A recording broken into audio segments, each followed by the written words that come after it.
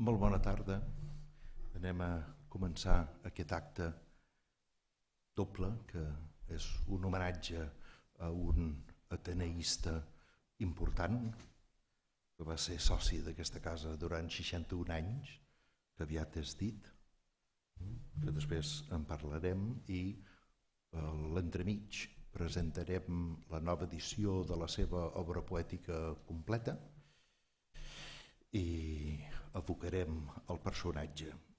El que volem fer, primer de tot, és donar les gràcies a l'Ateneu per acollir-nos, els participants que estan a la taula amb mi, que els aniré presentant sobre la marxa, i després a vostès per voler compartir aquest acte. De fet, és un acte dividit en 3 parts. A la primera part hi haurà una evocació personal del personatge per part de Maria Teixidor, que m'acompanya aquí, neta de l'autor i advocada, especialitzada en qüestió de drets d'autor, de manera que si teniu algun problema després la podeu pescar al vol. Ens havia d'acompanyar Oriol Buigas, amic de feia molts anys de Joan Teixidor, i una persona que sempre el va saber valorar, i valorar en un aspecte que darrerament hem reivindicat molt, que és, diguem-ne, la via de contacte amb la teoria urbanística a partir del seu interès per l'arquitectura. Van compartir moltes coses en aquest sentit, i l'altre dia va sortir un article justament al País, on l'Oriol parlava de Joan Teixidor, i una de les coses que deia era que en les grans discussions sobre les decisions que s'havien de prendre urbanísticament sobre Barcelona, doncs Joan Teixidor estava en aquesta banda de la nebulosa i de la discussió abans de prendre les decisions. Doncs avui ell s'excusa, que per qüestions de salut no ens pot acompanyar. De manera que en la primera part tindrem l'evocació de la Maria, després passarem a parlar del llibre, que ho faran en Quim Corbet a la punta, que és l'editor que ha fet el llibre, de Corbet Edicions de Girona, i el poeta Carles Camps Mundó, que n'és lector, i recordareu alguns un acte molt emotiu que vam fer l'any passat a la Setmana de la Poesia de Barcelona, que era La Pèrdua, que era l'entorn de l'impacte artístic que havia deixat el Príncep de Joan Teixidor en la poesia elegíaca de La Pèrdua, i el Carles va venir i va participar i justament va recordar experiències seves d'accés a l'obra de Teixidor. I després tancarem la Teresa Colom i jo. La Teresa és poeta de les generacions que estan pujant. Jo crec que té una veu molt especial i una veu que per mi, ja li vaig dir un dia, que per la seva calidesa, per la seva subtilesa, per la seva autenticitat, que em recorda molt a Joan Teixidor, i vaig voler que compartíssim aquesta lectura ell i jo, una veu jove i una veu no tan jove. Com volem dir, l'obra de Teixidor es va transmetent a les altres generacions, que jo crec que sí. Aleshores, respecte a l'Ateneu, hem d'entendre que Teixidor participava en el món de la cultura des de 3 angles diferents. Un primer angle, evidentment, és la seva obra personal. El poeta, el crític literari, el crític d'art, el cronista de viatges, el memorialista, el teòric urbanista, etc. Després, participava en el món de la cultura des d'un angle professional, fent, abans de la guerra, d'escriptor, que es guanyava la vida en qüestions editorials, publicant diaris com La Publicitat, publicant llibres, etc. I després de la guerra ell va voler entrar a la Universitat de Barcelona i fer de professor. Això no va ser possible per les qüestions, evidentment, del règim franquista, que l'havia titllat de rojo i separatista, i ell tenia el camí tallat. Entrar a la universitat no hagués estat possible i aleshores ell va optar per habilitar una gràcia que tenia, que era el món de l'edició, que n'havia fet els seus pinitos abans de la guerra, establir-se com a editor professionalment. I va fundar Edicions Destino el 4 de maig de 1942 i durant 40 anys, fins al 1982, va ser-ne el director literari.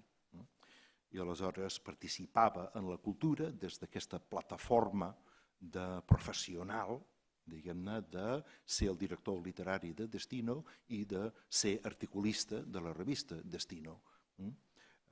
Les dues empreses bessones, d'alguna manera. I després hi ha un tercer moment en què ell participa en la cultura, que és que entre l'obra personal i l'obra professional ell no en tenia prou, perquè era un home amb una capacitat de treball absolutament insòlita. I aleshores participava en moltes iniciatives de caire culturalista, com són clubs, com el Club 49, que era una plataforma, associacions, entitats, el que sigui, fins a la cosa ja més personal, que eren les tertúlies a casa seva i fora de casa seva. I entre les moltes associacions a les quals pertanyia, una era l'Ateneu Barcelonès. Ell arriba a Barcelona el curs 29-30 per fer el batxiller superior als jesuïtes. Ell ve a Barcelona teledirigit perquè està completament informat sobre què és el que es cou a Barcelona i què és el que s'ha de fer, on s'ha d'anar, perquè el seu íntim amic, el compositor Xavier Montsalvatge, ja ha vingut anys abans a viure a Barcelona i escriu unes cartes molt suculentes als olotins que encara quedaven allà i encara no havien vingut a Barcelona, explicant el panorama. I, evidentment, li va explicar que un dels llocs on calia situar-se era l'Ateneu Barcelonès, que era un lloc on circulava molta gent, que hi havia moltes tertúlies, que hi havia una gran biblioteca, que feien activitats i que a través de l'Ateneu tu podries connectar-te al món literari. I aleshores ell es dona d'alta el 1931 a la secció de literatura als 18 anys i va ser soci 61 anys fins que va morir. I l'any 1977 el van fer soci d'honor, amb el qual el van eximir de pagar les quotes i era a partir d'aquí el senyor Teixidor soci d'honor, el qual també fa certa gràcia. I aquí doncs ens fa gràcia començar l'acte a l'Ateneu Barcelonès. I si m'ho permeteu, encetaré el torn de paraules llegint una carta de Joan Teixidor, una carta molt important que ell escriu des de Barcelona la nit del 14 d'abril de 1931 a Alexander Cuéllar, que és un company d'Olot, diguem-ne, que vindrà a Barcelona a estudiar la carrera de dret i que van ser amics tota la vida, però en aquell mes d'abril ell estava encara a Olot. I Joan Teixidor està vivint l'adveniment de la República i aleshores escriu una carta al seu amic, Alexandre Cuéllar, que ell li deia Sanet d'Alexandret, i m'agradaria llegir aquesta carta. Ateneu Barcelonès, carrer de la Canuda 6, 14 d'abril de 1931. Estimat Sanet, avui no es pot escriure de broma. Les utopies han triomfat. Els idealismes s'han fet cosa viva. És una república de tots. Aquí, a Olot, sereu capaços de creure que és el desordre imperant, que és el triomf d'uns quants. Són 2:15 de la nit. Les Rambles bullen. No he pogut escriure el cafè per la gentada. Tothom és al carrer. Crits d'alegria i, sobretot, crits de vida. Cap mori. Sembla que fins i tot s'hagin oblidat del rei. Tothom, contraris o no, està una mica emocionat. Obrers, estudiants, burgesetes, senyors esteves, nenes de 17 anys, una mica limfàtiques, a qui han donat permís per sortir aquesta nit a veure la República. Estampes d'un sentimentalisme vuitcentista, completament inútil però inevitable. Joves descordats portant enorgullits un emblema, murcians i sevillans victorejant la República Catalana, el desig del respecte a tot, un exemple al món, dretes i esquerres avingudes en això, en l'ordre. Una revolució que no és una revolució, sinó que és llei. Un canvi de règim sense cap mort. I en tota Espanya, i uns quants homes elegits pel poble proclamant la República Catalana. Felip V, Alfons XII, els lapsus denigrant per a Catalunya extingit. La República Catalana, fixeu-vos-hi, Catalunya separada de tot, però que al mateix temps que diu això s'uneix a les repúbliques ibèriques. Aquest matí, Macià, com tots els que siguin una mica catalans, i el mateix Cambó, suposo, tremolaven. I tot és tan estrany, però tan bonic. Quina desgràcia teniu d'estar a Olot encara, vosaltres amb aquella apatia i tant semenfumisme enganxat al clatell, no en deveu fer gaire cas d'això. Potser donaríeu la República per mitja hora de conversa amb les nenes xifra. Fredament deveu córrer pels carrers d'Olot. Per això m'hauria agradat que fossis aquí, perquè tu, el fred, l'impassible, el burgès, t'estremissis una mica de la mateixa manera que s'ha estremut fa poc a prec meu aquella nena que feia olor de pis, de Passeig de Gràcia i mitja abrigant-se amb el coll del seu abric de petit gris. Una abraçada, Joan.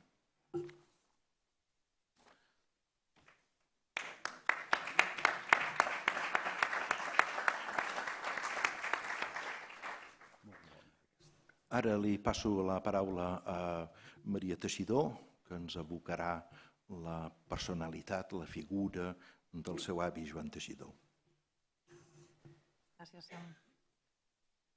Mentre pensava què diria aquí avui, acollida en aquest marc magnífic i davant de tots vosaltres, l'atzar, o potser no l'atzar, va voler no només que em trobés de nou davant d'aquest llibre, més a punts, sinó també que l'obrís a la pàgina 117 i que per al meu astorament llegís el següent. La gent que m'ha ajudat a viure. Si parlo de la gent que m'ha ajudat a viure, faré immediatament una excepció que em sembla oportuna i discreta. No parlaré d'aquells massa pròxims, uns pares, una dona, uns fills, perquè no sé si parlaria d'ells o de mi mateix. Tot és massa entranyable, lligat per la sang i la vida de cada dia. Una boira d'amor enterboleix les paraules i potser em caldria la púdica fugida del vers i del cant per arribar en aquell fons necessari de veritat que voldríem tocar. Només el silenci ens empara quan l'experiència és massa viva. L'aigua en el pou és obscura i misteriosa. I acaba, després de tot un tros. I arribem, així, a l'última desfilada d'aquells qui t'han ajudat a viure que invocàvem. Els morts que ja no hi són i que encara t'acompanyen.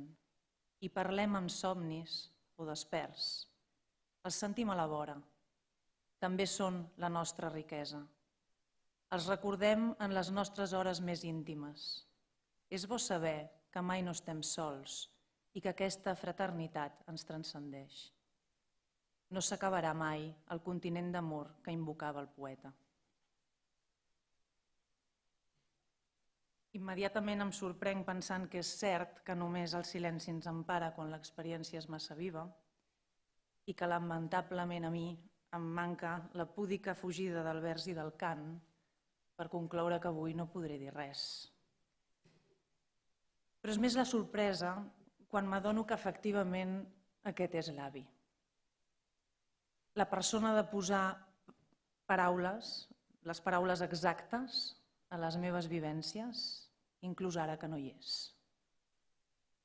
Inclús ara que crec o vull creure que no sap què tinc entre mans i què faig aquí. I l'experiència és de nou massa entranyable, però també massa potent per no compartir-la. I em recorda que no estic sola i que això és bo, i em costa continuar. Així que des d'aquesta dificultat, conscient a més que potser us parlo més de mi mateixa que d'ell, amb el permís dels meus germans Joana i Ignasi, i dels meus cosins Magalí, Anna, Joan i Clara, intentaré apropar-vos al Joan Teixidor avi, que és una faceta que en aquest centenari que tan encertadament ha pilotat i ha dotat de contingut en Sam, encara no havíem tractat. I el primer que us puc dir és que Joan Teixidor no era un avi a l'ús, si això vol dir mai alguna cosa. L'avi, per exemple, era un avi que no conduïa, no et comprava caramels, ni t'asseia als seus genolls per fer la riarrita a net, no et portava de passeig. Era un avi diferent. Els dissabtes d'hivern, quan arribàvem a la Diagonal, el trobàvem sempre a la seva immensa biblioteca, amb unes estanteries que cobrien exactament totes les parets disponibles, obrint sobres i sobres que contenien revistes i més revistes arribades de tota Europa, i aclaparava la quantitat de lletra escrita en aquelles tones i tones de paper, sobretot a dos éssers minúsculs com érem aleshores la Joana i jo. I tant era així que la Joana un dia li va preguntar: «Avi, has llegit tots aquests llibres?» I el cert és que no recordo què ens va dir en aquell moment, només que va ser una resposta breu i que ràpidament vam sortir cap a la cuina a veure si teníem ja els macarrons de cada dissabte. Però la resposta que conservem ens la va escriure a la seva columna al diari Avui la setmana següent. I allà confessava haver-se quedat parat i avergonyit a l'haver de defraudar-la i dir-li que no. Sincer, clar, directe. L'avi era silenciós, parlava poc. Els estius, quan a Ventós tots dinàvem en aquelles taules llargues de la galeria o de la cuina vella, l'avi es reservava un lloc sempre al costat dels nens. Crec que cotillejava. Crec que cercava la innocència dels nostres discursos i no participava. Però de sobte ens recitava un vers, ens treia una cita, ens indicava un fet. I mentiria ara també si us dic que els recordo, no els recordo. Però penso que probablement hi havia tota una intenció en això que ell feia. Que l'avi veia escletxes obertes en les nostres ments i plantava llavors. Llavors que han anat germinant i que crec que ens han dut a fer-nos pensar, abocar, sentir curiositat. Jo no sé com explicar-vos que l'avi era una presència poderosíssima. No sé com ho feia, però ho feia. Ens transmetia moltes coses sense dir-nos res, sense parlar-nos, sense lliçonar-nos, sense sentar càtedra. Ordenava el món entre vestidors. Moltes vegades penso que ho aconseguia perquè tot el que l'envoltava era ell i parlava d'ell. Podia semblar que se li enfotien les coses mundanes, clarament. En una ocasió en què vaig viatjar amb ells, amb el meu avi i la meva àvia a Anglaterra, recordo una sala d'espera d'aeroport on la meva àvia sentada al costat meu anava dient: els pantalons rossegats, mira com els porta. I li va dir, no? I és veritat, l'avi sempre caminava arrossegant els peus, però li era igual el comentari. Jo crec que hi havia coses que valia la pena que ni perdéssim mig minut, no? Però ell era i era tot el que feia, no? Crec que el seu gust estètic eren les seves parets de quadres, la seva escala de fusta, la seva paret pintada per l'Ervin, tan arriscada. Casa seva a la Diagonal era una declaració de principis. I calaven, perquè tots els que ens hem nodrit d'aquell entorn tenim una certa exigència estètica. També la precisió en el llenguatge, la cita justa, aquell article setmanal del que us parlava, aquesta exigència amb si mateix. L'entorn, els amics, la casa sempre plena. La confusió de mons a vegades, de diumenges d'infantesa a la Fundació Miró quan ell era president i que fan que avui encara quan hi vaig doncs, em senti totalment a casa. La barreja de persones, les converses grans a la Galeria Ventós entre cafès i cigarretes, moltes cigarretes, les fotos d'estiu d'en Català Roca, la presència dels qui va estimar, perquè també per nosaltres, els nets, l'Ignasi fill, el príncep, va existir. I tots hi érem. Tots ens nodríem de les aportacions de tots. I després el llegat de la seva obra.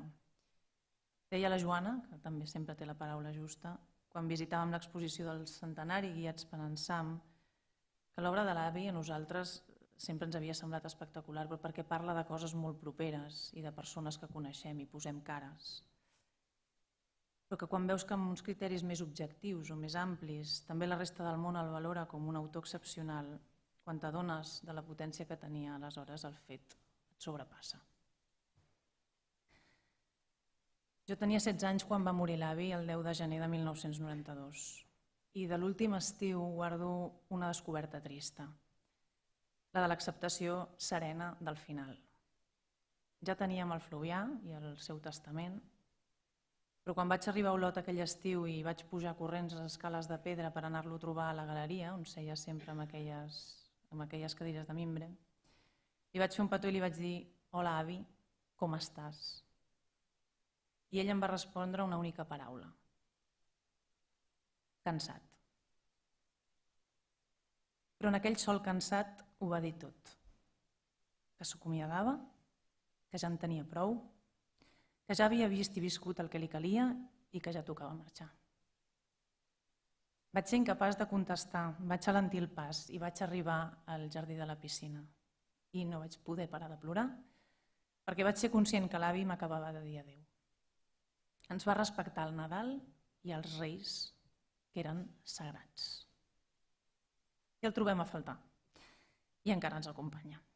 Ens parla en somnis, ens parla en versos, ens descobreix encara el millor de nosaltres mateixos. Només em manca donar-te les gràcies, Sam, per tota la feina que has fet en aquests anys des que el vas conèixer, una feina que té en aquest centenari una primera fita, on també hem d'agrair a totes les persones, ponents, institucions i entitats, l'Ajuntament d'Olot, la Institució de les Lletres Catalanes, la Fundació Miró, l'Ateneu, la Fundació Balbi, Edicions Corbet, la seva participació, feina i implicació, inclòs en aquests temps difícils, per poder recordar l'avi, donar-lo a conèixer i difondre'n l'obra. Per nosaltres, família, però sobretot per nosaltres nets, ha estat descobrir facetes de l'avi que desconeixíem completament, com la seva família d'origen, sense anar més lluny, o la seva implicació en tantes iniciatives i realitats de l'època que encara perduren. També et vull dir, Sam, que la teva tasca no acaba aquí. Ha de continuar i continuarà, ja ens ho has dit. Jo vull dir-te que en aquest camí ens tens a tots, la família hi som, t'acompanyem, sobretot perquè tu has guanyat.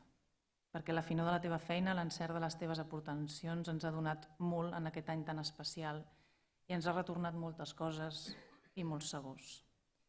I en el nostre agraïment a tots i a totes els que heu participat en aquest centenari hi ressona l'avi, perquè, com ens va dir, ell encara viu en tots nosaltres.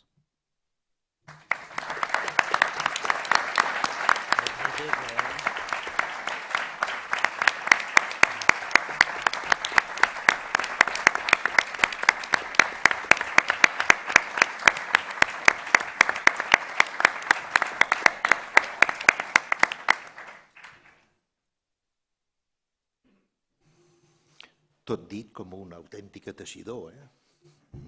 Ja veig que la cosa continua. Després d'aquesta magnífica intervenció que ens ha posat entre nosaltres aquest personatge extraordinari, ara passem a la part, diguem-ne,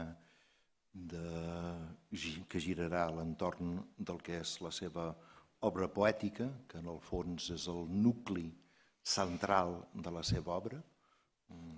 Jo crec que si volem veure Joan Teixidor hem d'anar a la poesia i des d'aquest centre anar descobrint altres esferes, però que tot sempre va a parar a la poesia. Això és així. I aleshores cediria la paraula ara a Quim Corbet, l'editor de la nova edició de l'obra poètica de Joan Teixidor. Molt bon vespre a tothom. Vespre i, malgrat tot, clar. Hi ha dies clars, però avui és un dia molt clar. I no només per raons anticiclòniques. És un dia clar perquè som aquí, perquè podem ser aquí finalment presentant aquesta obra poètica completa de Joan Teixidor. Jo soc avui aquí com a editor, però també com a representant, com a membre del Consell de la Fundació Balbi.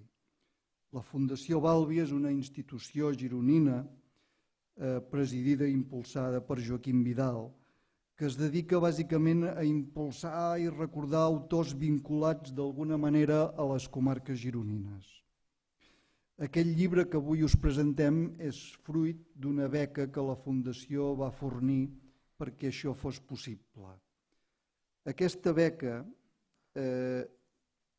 ha permès a en Sam Abrams portar a terme aquest projecte de reconeixement de l'obra de Joan Teixidor i m'ha permès a mi tenir l'honor i el plaer de poder treballar colze a colze amb en Sam Abrams, llumanera refulgent de la poesia catalana d'aquí fins a West Virginia, com a mínim. Em sento molt content de poder ser avui aquí amb ell i amb tots vostès, en aquest dia clar anticiclònicament parlant, però també, sobretot, per poder oferir novament i definitivament la veu de Joan Teixidor, una veu que ja no s'apagarà mai més perquè podrà continuar brillant eternament en la veu silenciosa o no d'una nova generació de lectors. Moltes gràcies, Sam, i moltes gràcies a tots vostès.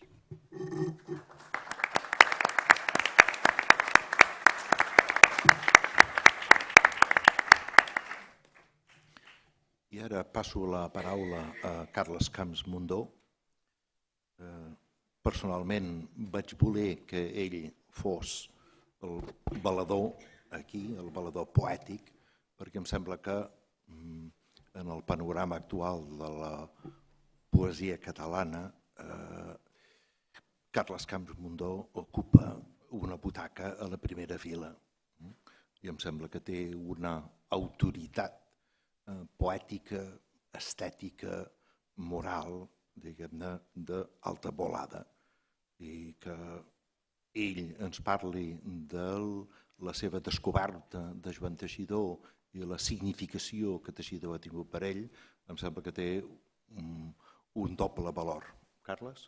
Sí, jo, com ha dit el Sam, parlaré de com jo, com a poeta, vull dir, no especialista en Teixidor ni com a poeta, vaig arribar a un llibre que per mi va ser un cop, que és El príncep.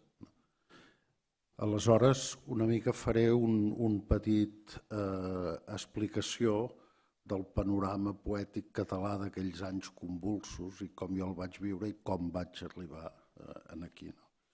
He fet aquest text i dic que això. Començo amb una anècdota que vaig comentar amb tu, Andreu. Dic, devia ser l'any 63, quan arran d'una excursió amb uns amics vaig ser a Sant Martí d'Empúries, a la casa d'estiu que hi tenia el filòsof Xavier Rubé de Ventós. D'aquella breu estada, sembla que hi havia els germans Maragall, en Pau i la Mònica Maragall venien en aquell grup, crec recordar.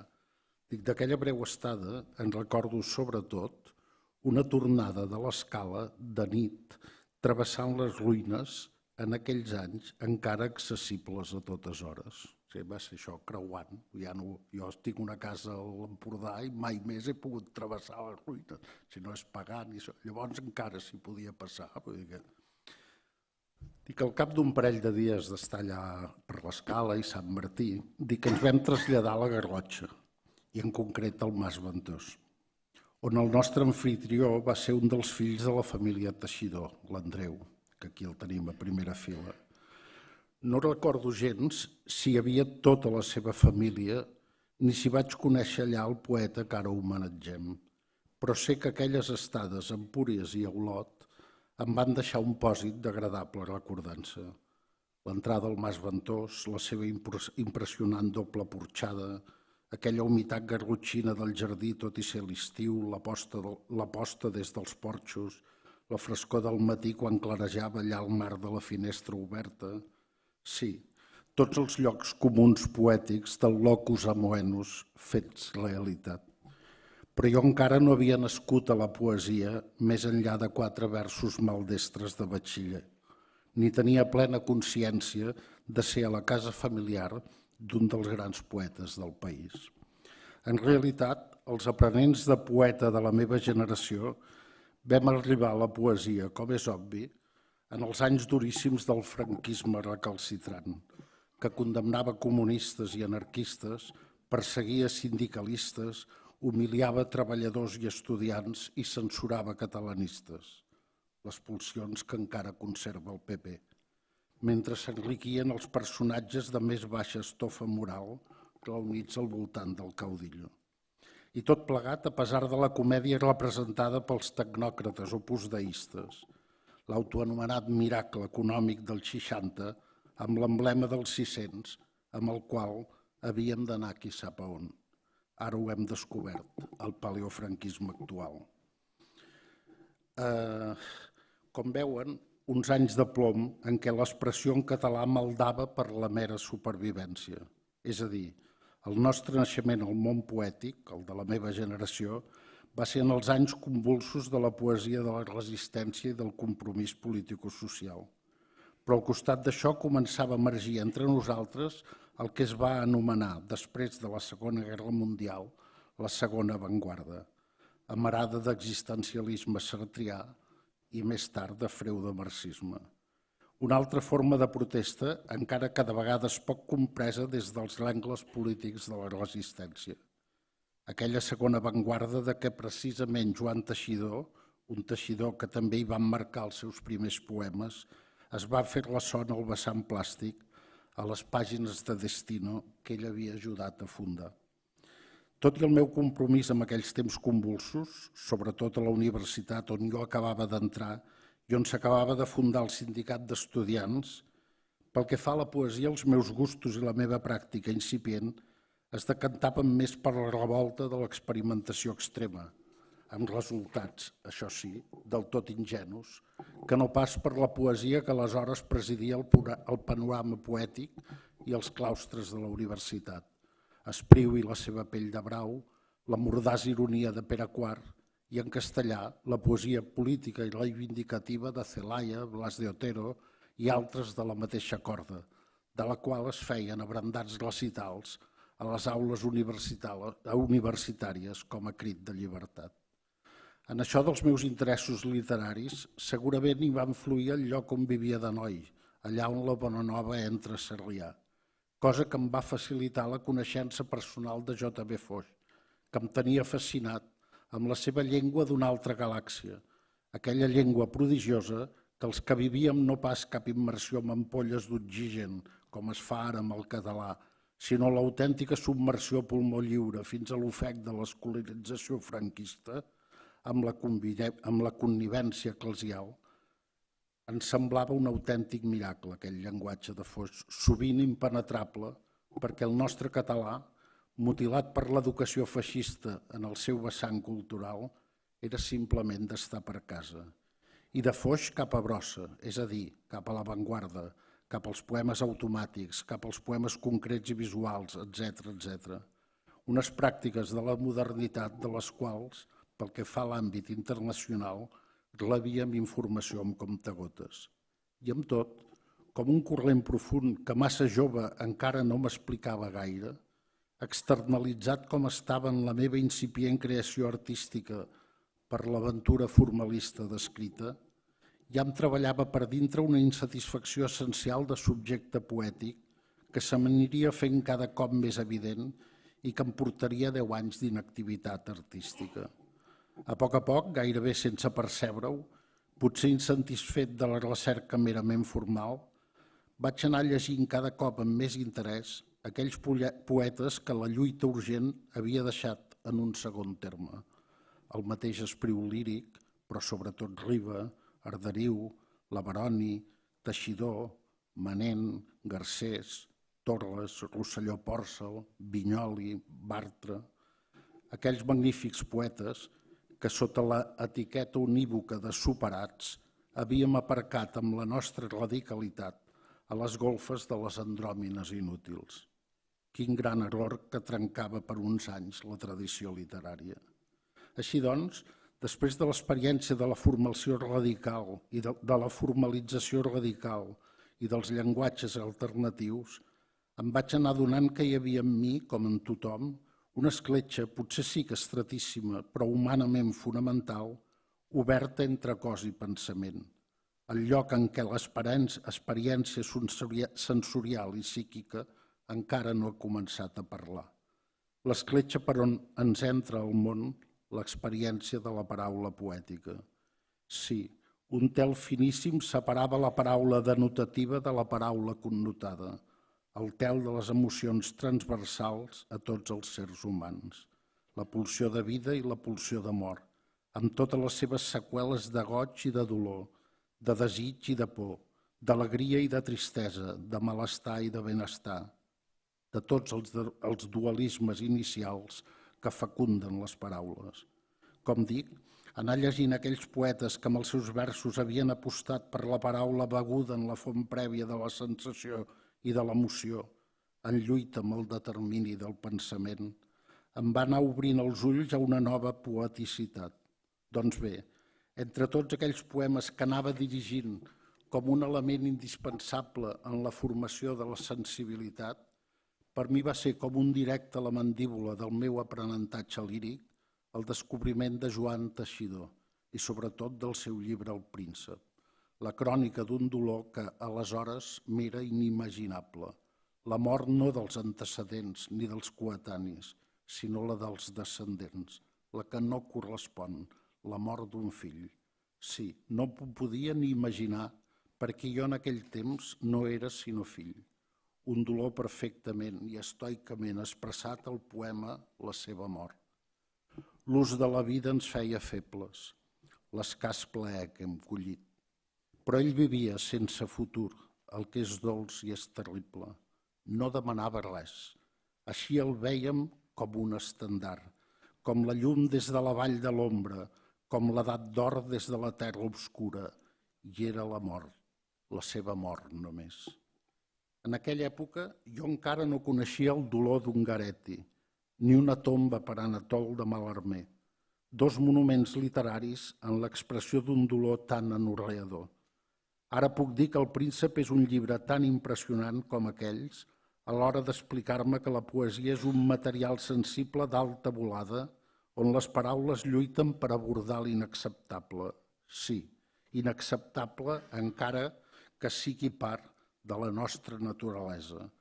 Una revolta no pas formal, sinó íntimament essencial, com és la lluita entre la pèrdua despietada i les conviccions transcendents. La lluita entre realitat i esperança. El poeta ho expressa amb tota claredat al poema Jacob, que comença així. Deixa'm una vegada només com Jacob vèncer l'àngel, l'inconegut, el rar, l'impossible. Que el que d'imatge teva al fons de mi sommiï, s'aixequi bravament i creï. Que els plors arribin fins al cel. Facis, Senyor, la teva voluntat, però que sigui la meva una vegada només. Escolta, no he demanat ni l'or ni la glòria, he demanat la vida del meu fill. El poema continua amb uns quants versos més, tots impressionants, i acaba amb dos versos que són un autèntic passar comptes amb la divinitat que ha permès que el poeta hagi de viure per sempre més amb una càrrega tan i tan feixuga com el record del fill mort. Et prego, et forço, mai no t'he obeït tant com ara que et contrasto. El príncep és un dels grans llibres de la poesia catalana, Ho sé prou bé des que el vaig llegir a començament dels 70 i per mi és inexplicable que l'obra de Teixidor no es pogués fins ara trobar normalitzada a les llibreries. Un exemple més de la vacuïtat d'aquesta mena d'esperpent cultural català en què vivim instal·lats des de fa molts anys, on es gasten diners per les més peregrines extravagàncies pseudoartístiques de consum mercantil. I, en canvi, es deixa en mans d'iniciatives gairebé personals la feina de recuperar, rellegir i reeditar els clàssics de la literatura catalana, aquells que componen el tronc d'una llengua sense el qual es perd tota identitat de país. Doncs sí, El Príncep i tota l'obra de Teixidor és un d'aquests clàssics indispensables a la nostra cultura literària. Només com a recordatori, deixi'm dir-los que l'obra poètica completa de Teixidor no s'havia recollit mai més, fins ara d'ençà del 1969. Crec, doncs, que la feina de Sam Abrams, com ja ens té acostumats, frec a frec amb els hereus del poeta i amb la indispensable complicitat del poeta i editor Quim Corbet, és una restitució que no sé gaire si com a país ens mereixem, a la història de la literatura catalana d'una de les veus més adoloridament intenses de la nostra lírica. Aquesta lírica tan oblidada per les nostres autoritats que només s'aprenen uns quants versos del poeta que sigui quan toca centenari i encara remugant entre dents. Torno al Mas Ventós, a aquella visita que encara entreveig entre els records que se'n van acumulant amb l'edat. Aleshores jo encara no m'adonava que el més vell dels locus amoenus també pot estar traspassat pel dolor. El poema La primavera ho descriu amb precisa i dramàtica bellesa.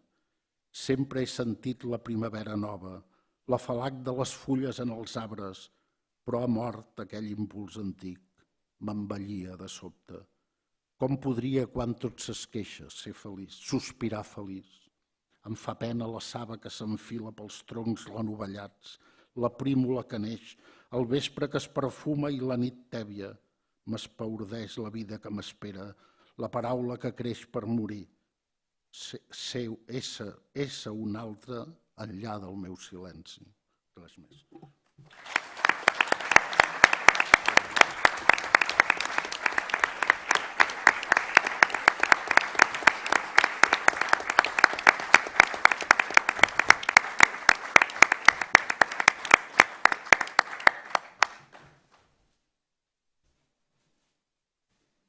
Déu-n'hi-do.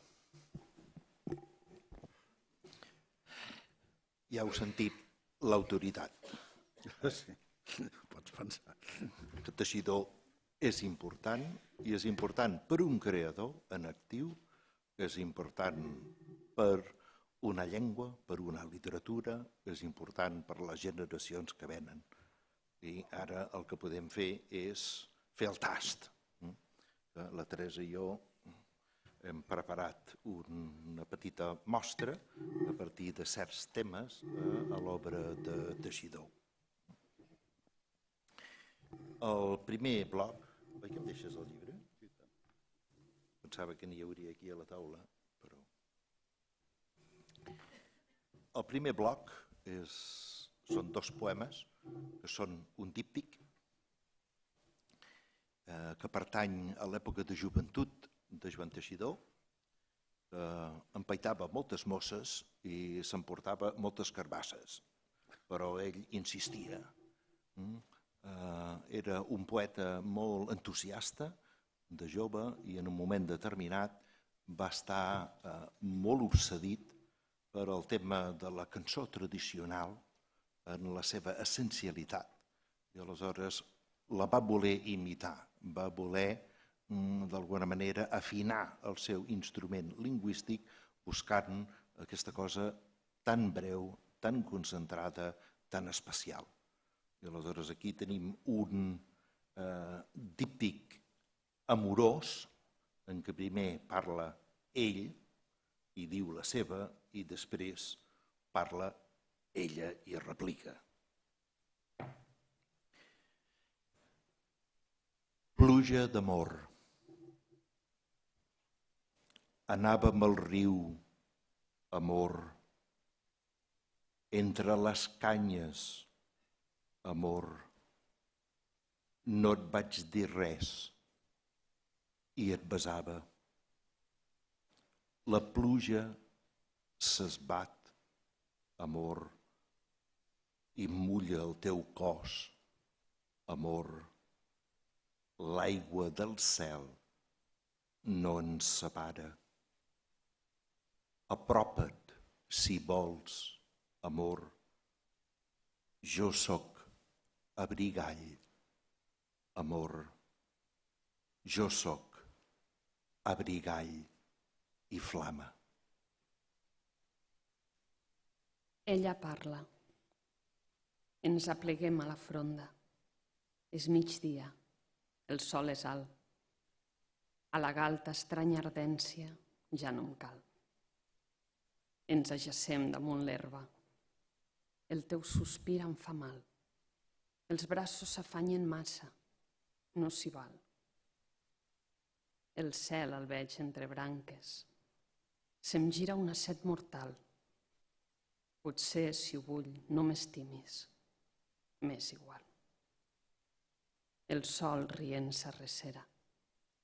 La lluna és migrat fanal. No t'escau de fer promeses. Tant se val.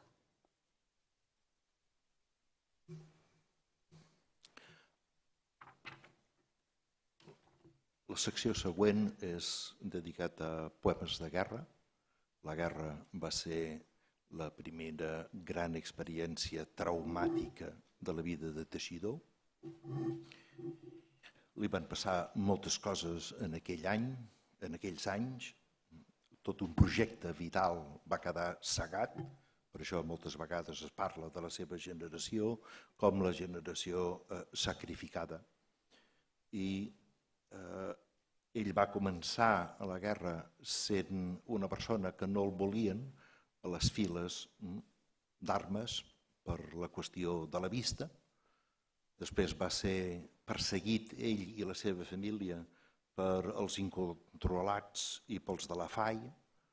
Va viure en primera persona la mort d'amics seus, íntims, assassinats brutalment i acabant el 1938 amb la mort del seu pare. I hem triat dos poemes, un és Diada dels Morts en un any de guerra, que és el 1938, és una elegia per la guerra, per el món de l'entorn, on hi ha justament el traspàs del pare. I després Els joves, que és un poema que és una mica un retrat de la seva generació, de la innocència, la ingenuïtat amb què van presentar-se al front i van fer els seus sacrificis. Diada dels morts en un any de guerra. Sense destorb als cementiris corren. Ignoren murs i s'eslavissen. Drets, no sols xipres vetllen als morts. Tot arbre, colga records entre celatges freds. El dolç terrer clavetejat de sang en l'aire bruns de trepidant història. Colgats i tot viuen els morts, encara lenen en el fang i en la memòria. Àduc el cos que l'aire prest corromp en marge trist que cap al sol s'inclina, tot esperant la resurrecció, en ploma o riu o dintre el vent camina. El fang que es pasta com el pa en el forn de moltes vides a plegar fortuna. Què fou d'això que dintre el sol daurat visqué feliç o somnià la lluna? Oh, terra vasta per l'amor intens i encara rica que promesa exhales. L'herbei amar que esdevindrà llet dolça, amb sang donzella, compra amor les gales. Si tot es vincla i és ardent i trist, duren clavells i neixen violetes, asserenades de saber que els plors fruit en ulls negres, en obscures pletes. Matí d'hivern caminaré pel món. La terra fosca brostarà per dins. Llavors, colgada per la rella dura, assaja ardida, arrecerats camins. Vida de flors que congria la mort. Brutal ardència va pintar de foc pètals i calzes.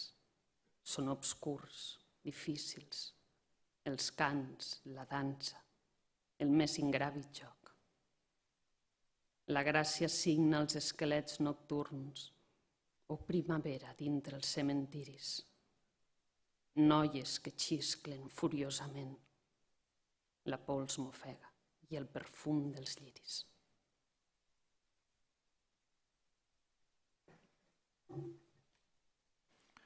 Els joves somreien a l'esperança els perfets, els intactes. Ignoraven que la mort també fou creada per a ells. Quan enramà l'enfiladissa dels jardins ses hores, en tot havien pensat. En l'amor fresc i tendre de les dones, el cel llunyà i els ocells del capvespre, l'afany de la nit, la llum taciturna del geni, els fills com un llevat dels anys, l'aigua que s'empeny sense rescloses, lliscant sobre pedres i molses. En tot havien pensat, menys en aquest trepig de la sang en els camps desolats que vanament omplien l'espatec de les armes. Tot, menys aquest mirar al cel amb les ninetes buides. Això era nou per a ells. Però compliren sense recel, com aquell qui paga comptes oblidats del pare per l'honor del nom.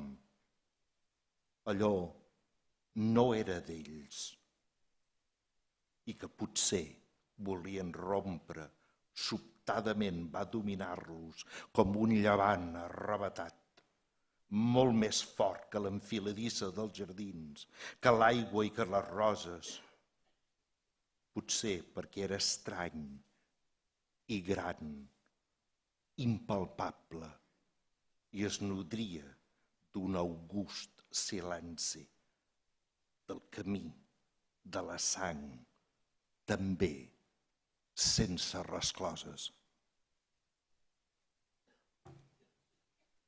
Després ve un parell de poemes ecfràstics que Joan Teixidor n'era genial, com en moltes altres coses, en aquest camp concret, que és la poesia que intenta traduir en paraules sensacions visuals i auditives que han tingut davant d'altres arts, com pot ser la música, com pot ser la pintura, com pot ser l'escultura, la fotografia, el cinema, l'arquitectura, etc. I Teixidor era un poeta ecfràstic excel·lent, era un lloc on ell podia unir el món de l'art, que tant estimava, i el món, diguem-ne, de la poesia, que també tant estimava. Us llegirem dos poemes. El primer és un poema que va escriure a partir d'un viatge a Grècia el 1947, quan va a visitar el famós ceràmic d'Atenes, aquell cementiri amb aquelles esteles tan extraordinàries que amb ell el van impactar, i aleshores fa una reflexió sobre l'art com el discurs que dona permanència a la condició humana tan efímera.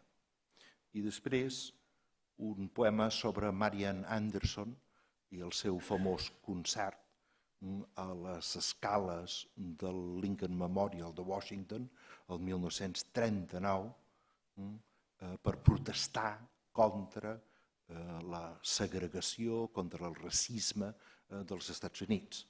I aleshores Teixidor aprofita aquest concert, al qual van assistir 75.000 persones, per fer una reflexió sobre el lligam entre el món de l'art i el món, diguem-ne, de la transformació de la societat.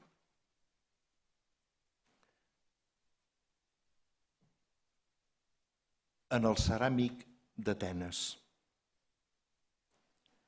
amb el calfred d'una hora de tendresa dels que encara alenen per somiar, en els marbres la mort, ben arraulida, nodria l'avidesa dels meus ulls. Mai com avui fou menys espaventable el mur sagrat. Qui sap si el traspassava el pur desig del cor? Tot és possible en el vial que es peixa de silencis. O ric d'un temps imaginat, intacte, amb ulls parats, túniques rialleres. Ell és el que fou mort i en mi s'encarna. Ell, marbre, pensament, muntanya clara.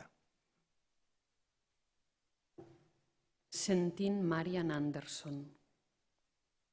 Hàbits, els cors s'aturen, cridats per la teva veu. Hores de sol maduren i com en la pica la Déu, cauen i ploren i duren. Lleu com un plany també, una esblaimada esperança.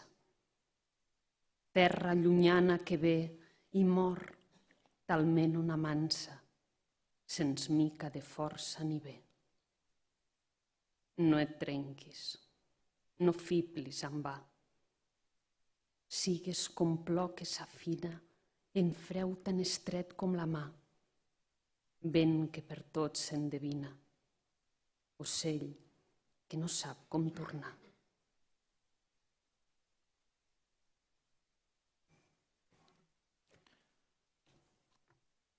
A continuació llegirem 2 poemes del Príncep.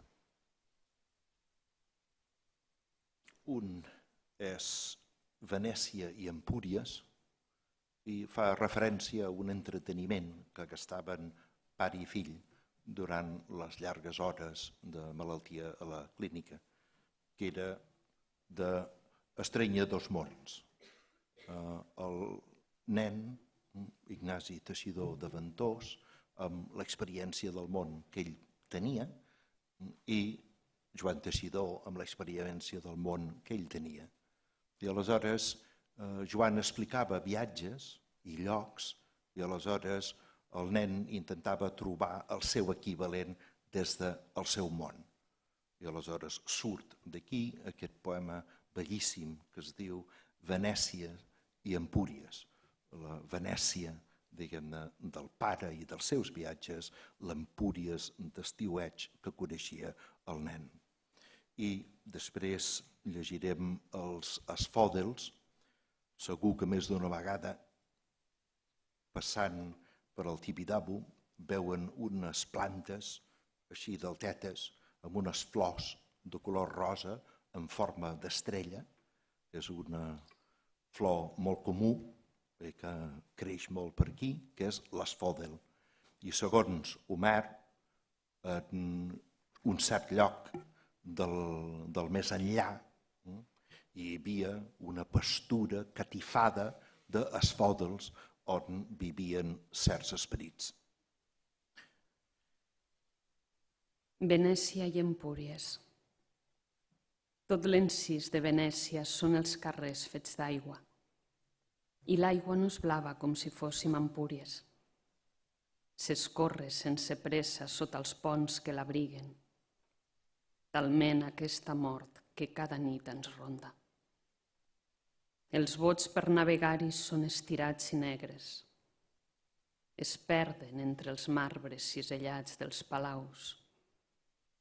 I plou quietament en el pou de la vida, com si no existís la mar blava d'Empúries. El silenci s'abat en les aigües podrides, que descalcen els murs de casals i de temples. Talment aquesta mort que cada nit ens crida, cobrint d'ombra, per sempre, la muralla d'Empúries. Tu has vist el millor. Somiar és possible. Aquells canals tan negres podrien ésser blaus quan als ulls hi ha només la mar dolça d'Empúries. Jo he vist el temps vell i la mort que s'apropa.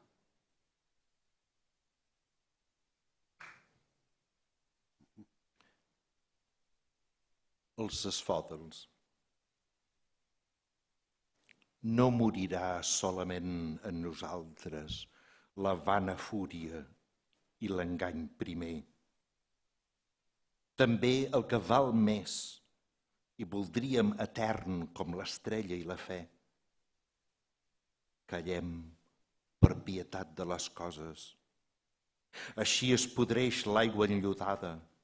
Ningú no sap quin tresor s'ha perdut enllà de la boscúria plena d'ombres. Silenci gran, tan gran i miserable, com el més foll voldria el meu lament, que ens bandegessin els homes de la terra seria veure els esfòdels sagrats. Tot el que ens salva a la terra exigeix que perdem el gran blat que collíem. Encarat a la mort, no puc viure i la vida és més mort que la mort.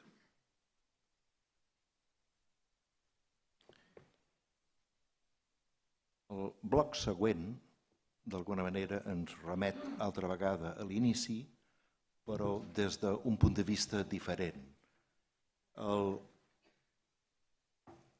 novembre de 1966 feia 25 anys que Joan Teixidor s'havia casat amb l'amor de la seva vida, que era Pilar de Ventós i de Rocafiguera.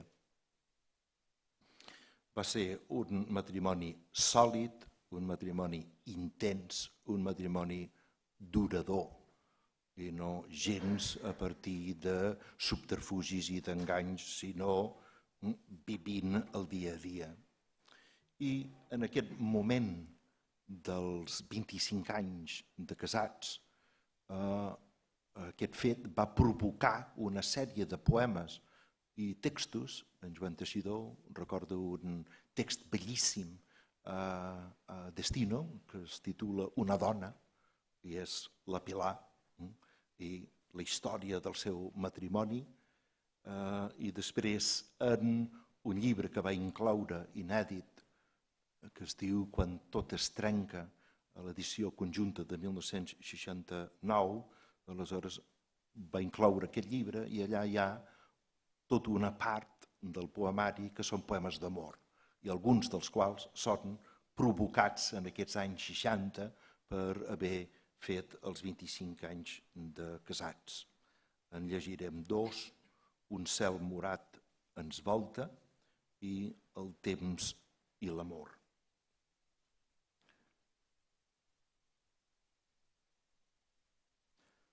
Un cel morat ens volta. Quan ja declina tot i un cel morat ens volta, t'estimaré com sempre. Hi ha coses que m'apressen el camí de l'ombra i ara ens faran servei. Perquè no tot és res i apenes un somni s'insereix en el gest quan t'abraço i canta el rossinyol en el vell arbre.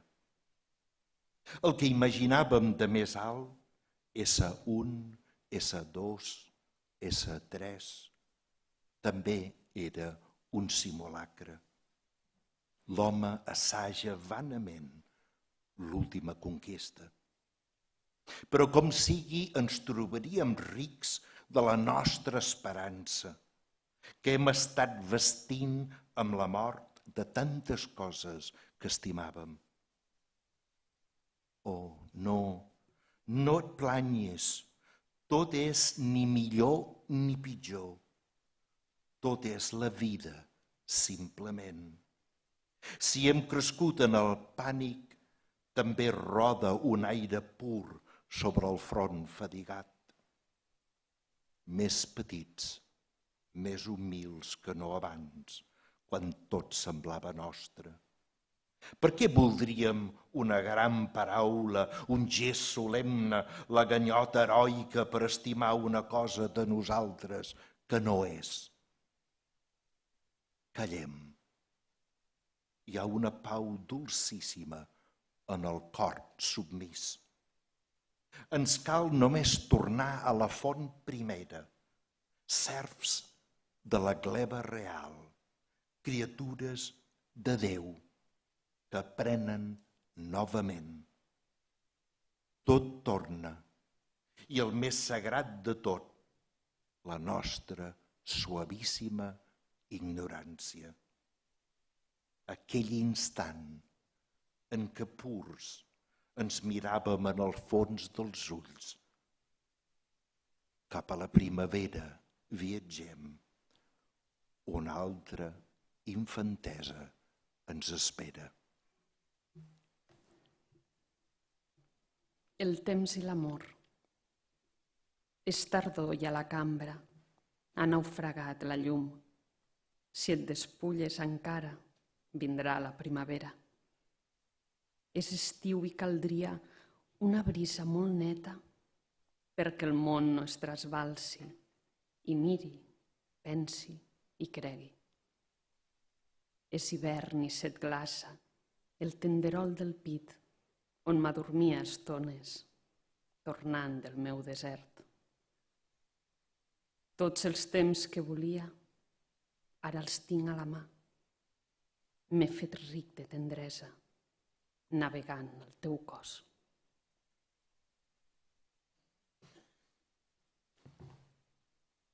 I arribem al final del nostre trajecte amb dos poemes del darrer llibre de Joan Teixidor, Fluvià, que es va publicar el 1989, un llibre que li va costar molt de crear, s'hi va estar com a mínim una dècada, i sort que en vam tenir de dos que el van estirar, que era el seu fill Andreu per una banda i el seu editor Àlex Susana per l'altra, que el van ajudar a superar la mandra i tancar el llibre i poder-lo publicar. Llegirem un poema que es diu La bellesa del món, que és un poema bellíssim de testament vitalista d'un home que està arribant al final de la vida, li falten les forces per respondre a la vida, però la bellesa encara el sedueix, encara l'atreu. I aleshores es dona aquesta situació paradoxal de que voldria però no pot del tot respondre als reptes de la vida.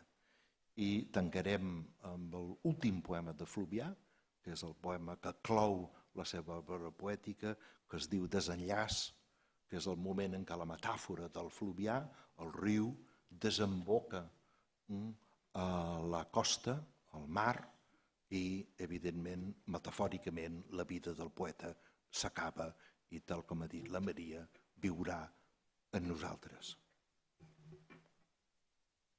La bellesa del món.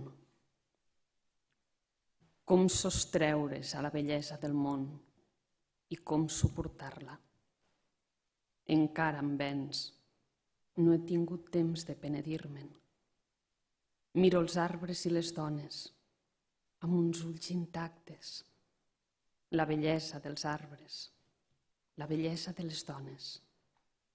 Aquest arbre de carn en moviment que passa pel carrer. M'he perdut per les cantonades. He vist la tarda com queia i com queia la vida. M'he tancat a la cambra amb els records i ni això m'alleujava. El cel es filtra per la finestra i em crida. Visc per morir i voldria viure. He tocat les coses i eren com una ombra. La mà se'm feia insaciable. No sé si camino o estic quiet. No sé si penso, somio. M'abocaré cara al pou per si em cridaven. No sé què m'espera. Les boires no s'han fet pel meu afany. Vaig recollint grunes. Em feia mal tanta bellesa.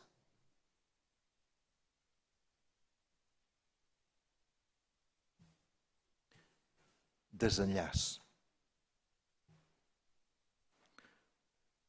S'allargassen les hores de la tarda i ara arriba el riu cap a la plana. El caminar es fa lent. La nit és a punt, com una mort acceptada. El fluvià ha fet el seu trajecte i no recorda ni cascades, ni afraus, ni la campana d'aigua caient sobre els còdols com en un dia de festa. La pollenquereda ha suspès el seu clam. Hi ha fang i llot al fons enterbolit. Ha arribat el temps de meditar, de fer balanç de tot el que has viscut, del lloc feliç i de la dissort que et malmenava i t'aduïa. Ja no et queda res més que aquest tendal de silenci, les canyes vora el riu que l'oreig fa moure. Les dunes tenen un moviment d'onada i s'encavalquen amb una gran parsimònia. L'amor és la recança de jorns assolellats i de nits de tumult i de batec dels cossos. Hi havia plors en el tombant de les tardors que queien.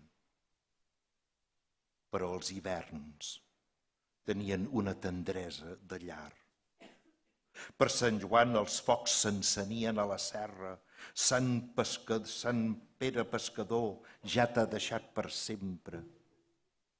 Tot s'ha acabat en aquesta tarda quieta i només et toca l'última escomesa.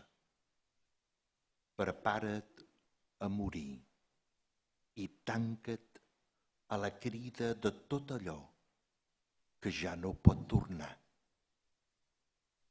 Són bons els núvols que lentament s'avancen. Fes un respir petit i apropa't al llindar. Avui seràs amb mi al paradís. Moltes gràcies.